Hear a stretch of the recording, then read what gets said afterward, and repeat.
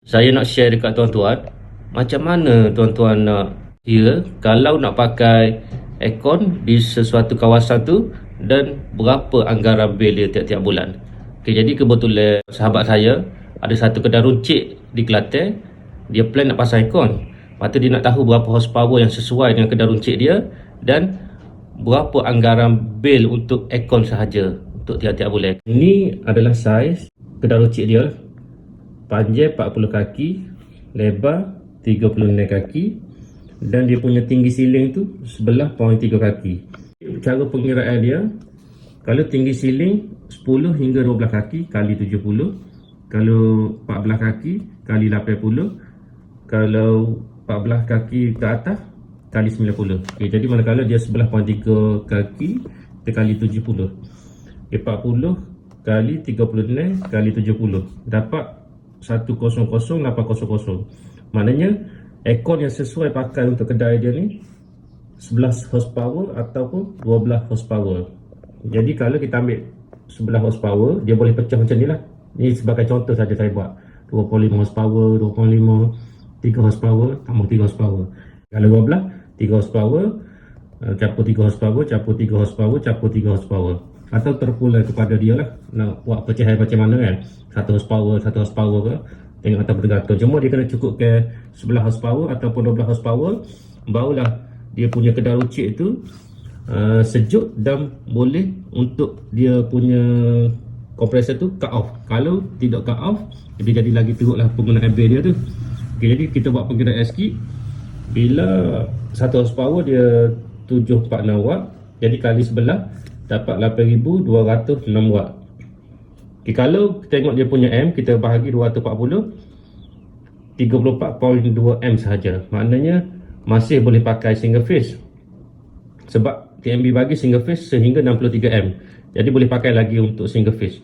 Cumanya saya tak tahu berapa banyak dia punya peti, berapa banyak dia punya barang-barang elektrik dalam kedai runcit dia tu. Kalau nak tahu lebih detail, kita kena tahu barang elektrik dia, peti sejuk dia ke apa. Pada kita capur dengan ni, tengok sesuai lagi tak pakai single phase. Kalau tidak, kalau penggunaan dia sepanjang masa 50M atau 55M ke atas, saya suggest untuk upgrade kepada 3 phase lah. Untuk setiap pang aircon yang akan dibuat ni, maknanya sini ada 1, 2, 3, 4 aircon. Maknanya ada 4 pang aircon, mesti tarik direct daripada DB. Lepas tu kalau nak ikut spek ST sekarang, kena pakai kabel 4mm.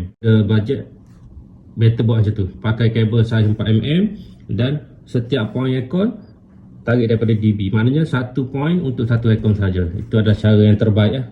Sebabnya benda-benda tu untuk jangka masa panjang, nak bagi kabel tahan lama dan tak bagi kabel panas. Macam tu. Sebab aircon besar 3 horsepower, 2.5 horsepower ni kan. Pengiraan BTMB pula. Jadi dengan watt yang kita dapat ni, kita bahagi 1000 kali 12 jam sehari kali 30 hari.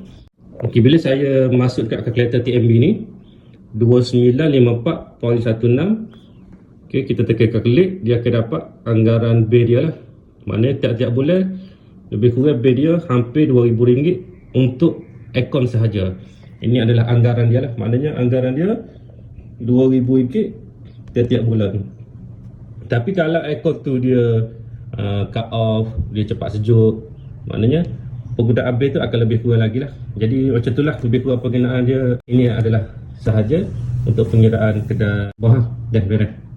Jadi Alhamdulillah, itu sahaja pengiraan untuk anggaran tuan-tuan. Anggaran dia banyak faktor juga. Kadang-kadang bila ada barang benda yang panas, dia akan jadi lambat sejuk. Lepas tu bila orang ramai masuk ke, dia akan jadi lambat sejuk juga. Dia ada beberapa faktor lagi. Jadi ini adalah anggaran yang berkenaan keluasan bilik, lepas tu berapa horsepower aircon yang sesuai pakai untuk keluasan tempat tu, dan berapa anggaran bil tiap-tiap bulan untuk aircon sahaja. Okey, beres. Sekian, terima kasih. Bye bye. Madial Engineering, work with pride as professional.